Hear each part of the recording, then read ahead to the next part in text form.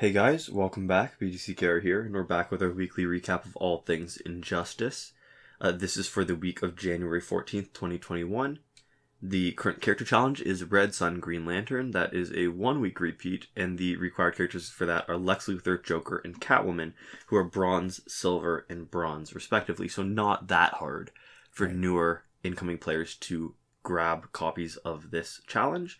His passive is Red Sun Energy Armor, which is Red Sun characters on Green Lantern's team take 20% less special damage and are immune to stun and crit.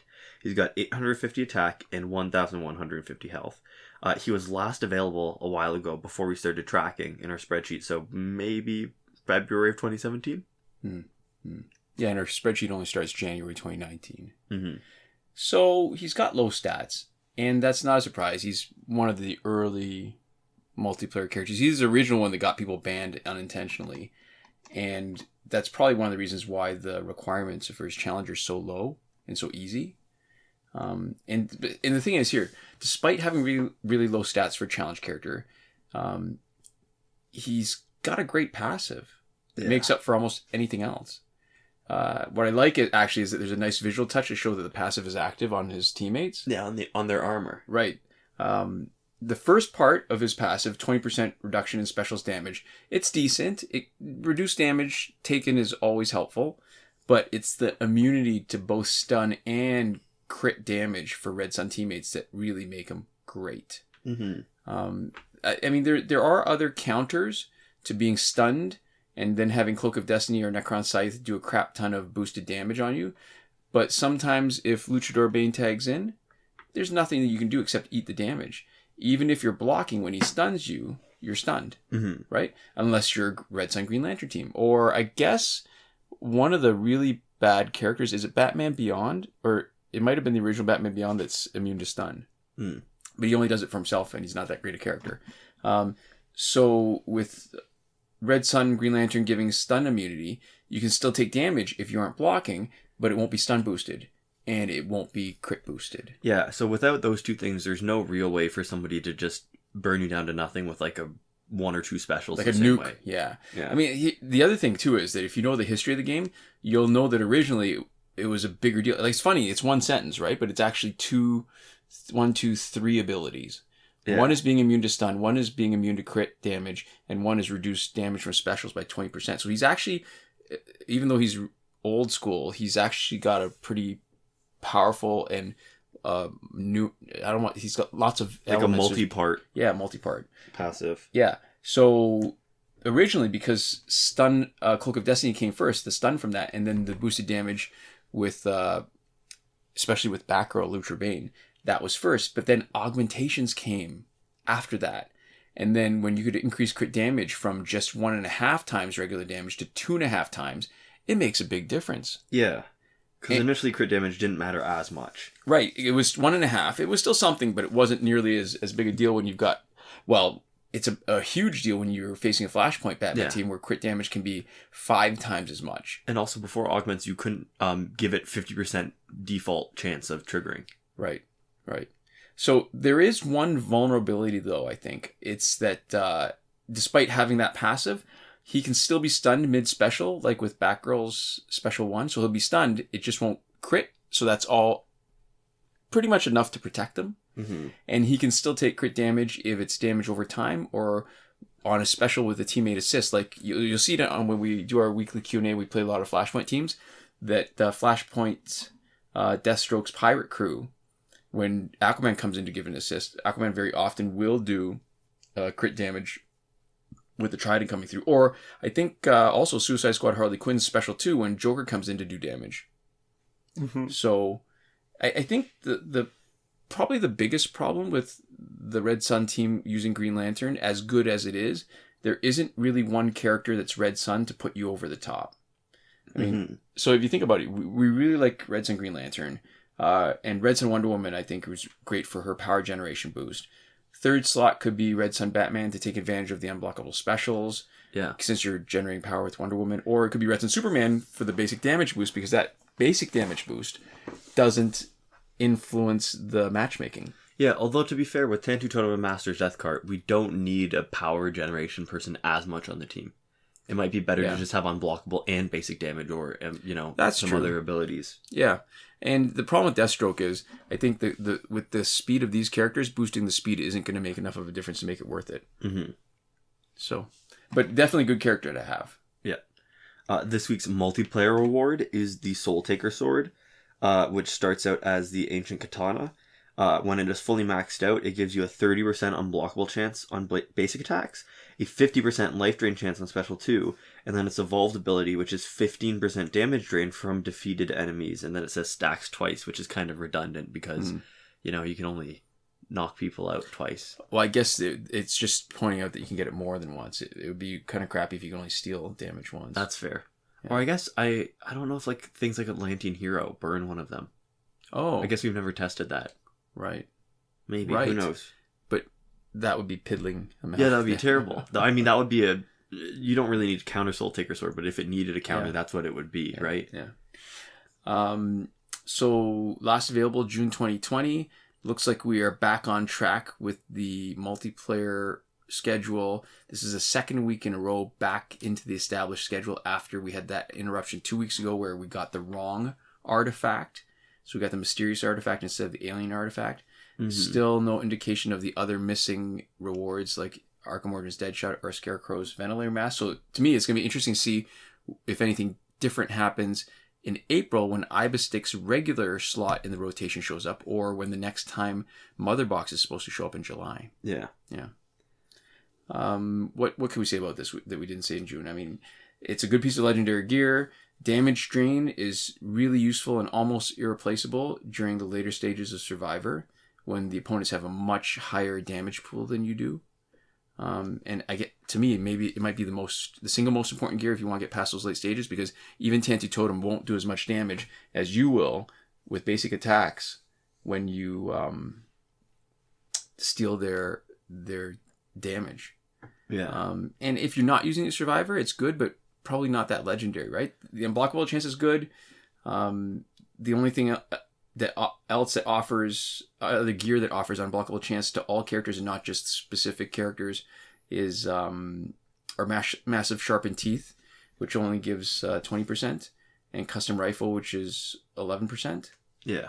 Life drain on special 2 is only 50%, and LexCorp chestplate gives 100%. So it's not great there. Yeah, they're all sort of little interesting stuff, but none of them are really that important or that game changing, and it's really only in Survivor that we get to see it shine. Yeah, because if you're playing against a team that's got similar damage numbers to you, right? Mm-hmm. If you're stealing 15% for each defeated enemy, at most you get 30% by the end of the fight.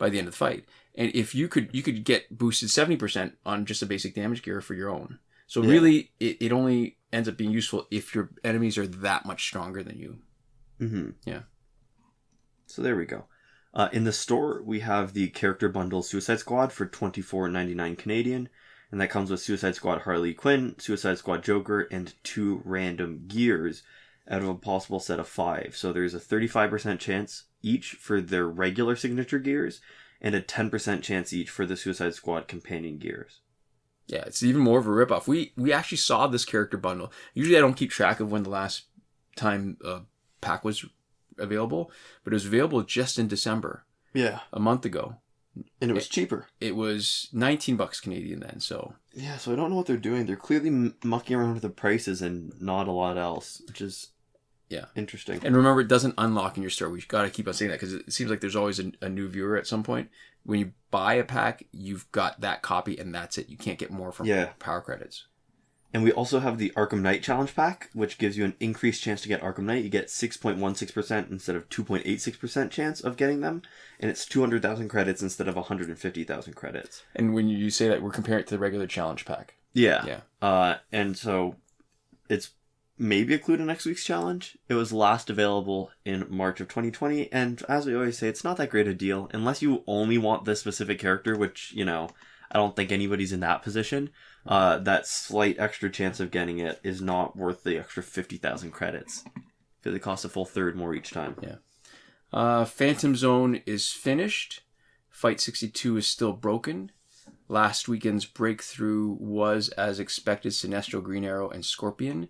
And this coming weekend is probably the Joker, Nightwing, and Darkseid, Link in the description to a Reddit thread started by Devlin16, going over the complete breakthrough cycle. Moving on to the current glitches, just remember that every working glitch is explained in a video as part of the playlist that you can reach by clicking the eye in the top right corner of this video. We are Android only, so we're only able to confirm these glitches for Android, but we will mention stuff for iOS when we have what we consider good, useful information, but we can't test anything ourselves. Right. So starting off with the significant not working glitches.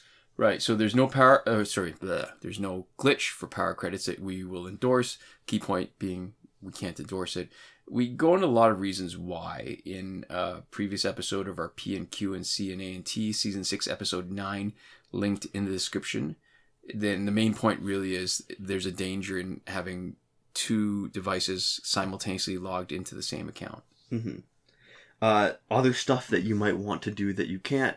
There's nothing for getting repeated past multiplayer season rewards, nothing for early multiplayer season rewards, nothing to get through the Phantom Zone supernaturally quickly. You can only use whatever your best strategy is.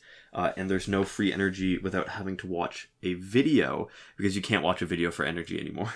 Right. Working glitches. So the challenge reset method that requires Google Play Cloud Save is working, confirmed on the current Red Sun Green Lantern challenge. Just remember, even though for us right now Phantom Zone is not here, it's basically the same glitch. When you're resetting the progress on one, you're doing it for the other. Yeah.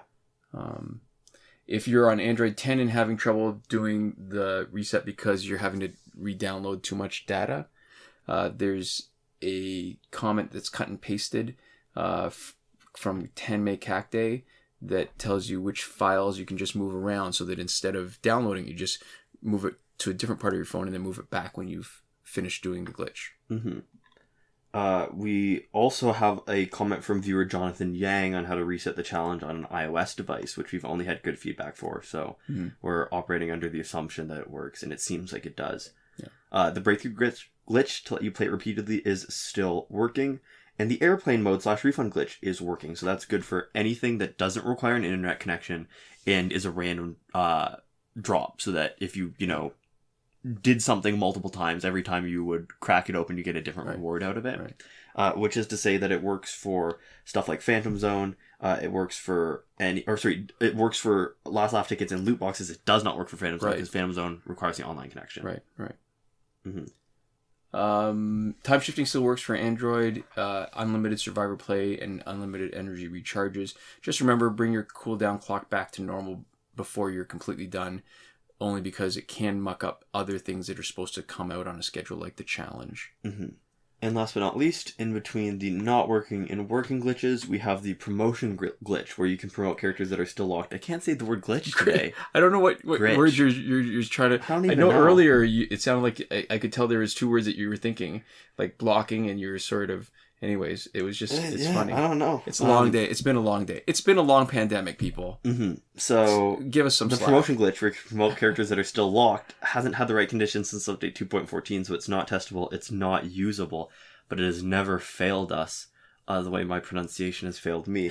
So we keep it here on a technicality because we can, and because we think it's kind of funny at this point. And anyways, that's it for this week. The only thing that we need to do, and that we are happy to do, is to give a huge thank you to everybody who supports us on Patreon. Yeah, that would be Console Peasant and Edwoon at the top tier last word, Mohammed Albshaiti at the Your Message Here tier, Shawn Farrell, Daniel Simonson, Aaron Maule, Michael DeVries, Brandon C., Irvin Ruiz, and Eddydoo, who are supporting us on the credited level, and Chris Wolf, Scarlet Danny, Awesome Gamer 2for1, Pavu RS, Gavin Malott, and Isfar E at the gratitude level. Yeah, thanks so much for your support, and thanks so much to all of you for watching. We'll see you next time. Komoda.